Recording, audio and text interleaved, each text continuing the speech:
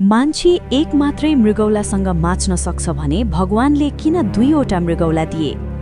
के दोस्रो मृगौला केवल एक अतिरिक्त ब्याकअप मात्र हो कि हामीले मृगौलाको वास्तविक भूमिका नै गलत बुझ्यौं?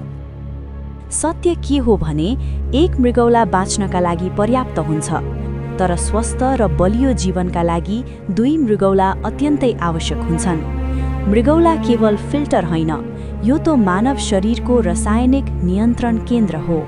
हरेक मृगौलाभित्र 1 मिलियन भन्दा धेरै साना फिल्टरहरू हुन्छन्, जसलाई नेफ्रोन भनिन्छ।